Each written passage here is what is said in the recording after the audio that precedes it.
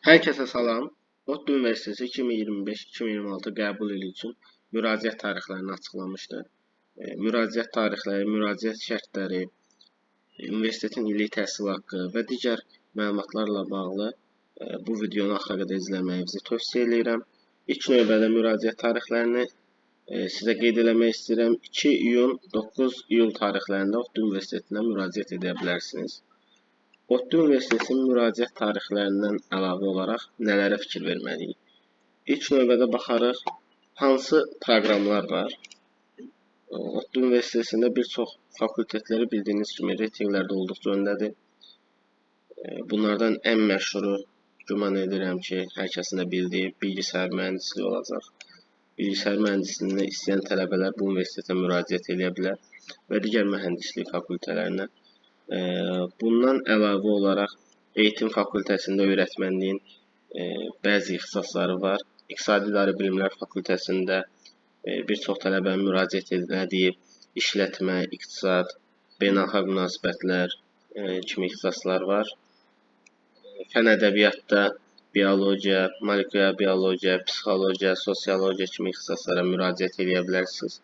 Mimarlıqda isə mimarlıq və endüstri ülümləri tasarımı bölümlərini seçə bilərsiniz. Bu universitetlərdə dediyim kimi, bu ixtisaslarda daha doğrusu istədiyiniz 3 tərcihi seçmək olar. Bundan əlavə olaraq uluslararası öğrencilər, yəni xarici tələbələr kontenjanında illik təhsilatları haqqında məlumat vermək istəyərdim.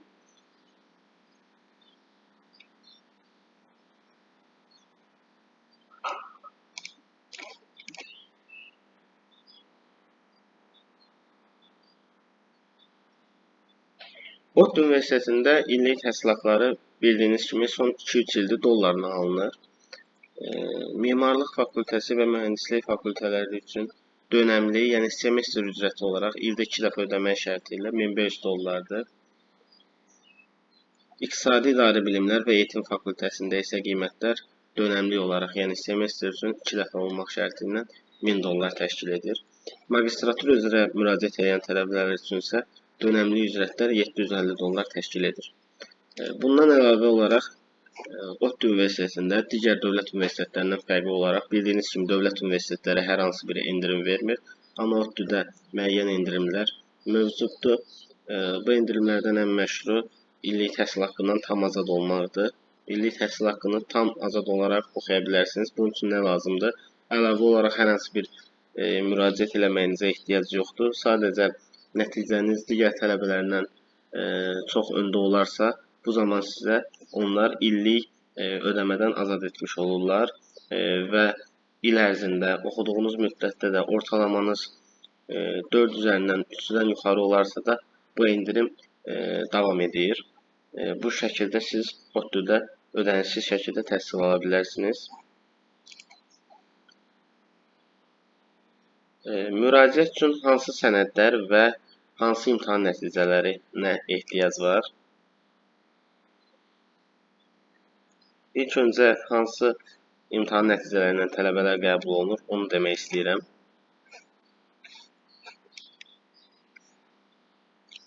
Bu imtahanlardan bildiyiniz kimi Azərbaycanda ən populyarları SAT və TEOS imtahanıdır. Bir də Azərbaycanın özünün keçirtdiyi DİM imtahanı var. Burada 700-dən 625 baldan yuxarı toplayan tələbələr TQDK nəticəsi ilə də ODTÜ Universitetinə müraciət edə bilərlər. TEOS üçün isə toplanılan nəticə ən azı %5'lik, hansı ki sınav sonuc bəlgənizdə yazılır bu. Yüzdəlik neçənci dilimdəsiz deyə. Ona uyğun olaraq ən azı %5 dilimdə olanlar müraciət edə bilər. SAT balı isə 1600-dən ən azı 1200 olmalıdır və mimarlıq, mühəndislik fakültələrinə müraciət üçün isə matematik hissəsi, yəni riyaziyyat hissəsi ən azı 800-dən 700 olmalıdır. Və bundan əlavə olaraq da digər imtahan nəticələrindən ODTÜ Universitetinə qəbullar həyata keçirilir. Burada əlavə bir şey də var, hansı ki başvurumuzu necə gücləndirə bilərik. Bildiyiniz kimi dövlət universitetlər sadəcə nəticəyə odaqlıdır. Yəni Kimin nəticəsi SAT, YÖS və yaxud da digər imtahan nəticələri yüksəksə, orada tələbə qəbul edir. ODTÜ-də bu işlər biraz fərqli irəliləyir. Yəni necə? Hər hansı bir imtahan nəticəsi, əlavə imtahan nəticəsi, tələbənin həm TRÖ-sü varsa, həm TQDK-sı varsa, onları yükləmək üçün də əlavə bir bölmə var. Referans məktubları ola bilər, tövsiyə məktubları, motivasiya məktubları, əlavə sertifikatınız, dil sertifikatınız varsa, olimpiada sertifikatlarınız varsa, bunlar da hamısının ek bəlgələr deyə bir bölümləri var. Oraya yükləyə bilərsiniz və sizin müraciətiniz digər tələbələrdən daha fərqli olacaq və qazanmaq şansınız daha da çox ola bilər. Buna görə ODTÜ Universitetinə müraciət edən tələbələr bu hissəni heç qaçırmasın. Mütləq əlində əlavə olaraq nə sənədlər varsa, sistemə hamısını yükləmək lazımdır. Hansı sənədlər var? Yəni bildiyiniz kimi sənədlər olaraq da hamısı konkret olaraq eyni sənədlərdir. Yəni bütün universitetlərin müraciətdə demək olar eyni sənədlər üzərinə gedir. Şəkil, kimlik belgəsi və ya pasport, lise diploması, yoxdursa arayış, yəni attestat və yaxud da arayış, transkript 9-10-11-ci sinif qiymət cədvəli, imtahan nəticəsi.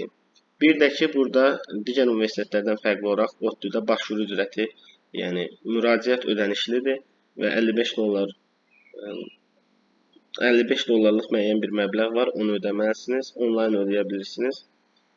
Bu sənədlər sistemə yüklənməlidir ki, müraciətiniz əksiksiz və tam qəbul olunsun. Əlavə olaraq müəyyən vətəndaşlar üçün dediyimiz kimi burada mavi kartlar və digər TC çift vətəndaşlar üçün də əlavə sənədlər var. Bundan başqa bayaq qeyd etdiyim kimi opsional başvuru bəlgələri var, hansı ki sizin müraciətinizi gücləndirən bəlgələr. Bunu da yenə burada qeyd ediblər ki, ek sertifikatlar və yaxud da ek bəlgələr bölümünə bu sənədləri yerləşdirə bilərsiniz. Bundan başqa əlavə olacaq bir şey yoxdur. Demək olar ODTÜ Universiteti haqqında uzun bir video oldu. Çünki məlumatlar olduqca böyükdür, genişdir. Bu universitet Türkiyədə yerləşən və reytinqlərdə olduqca öndə olan bir universitetdir. Mühəndislik, xüsusən də mühəndislik oxumaq istəyən tələbələr üçün bu universitetə müraciət eləməyinizi tövsiyə edirik. Müraciətlər 9 iyula qədər davam edəcək. Kim müraciət etmək istəyirsə, bizimlə əlaqə keçə bilər. Sağ olun, salamat qalın.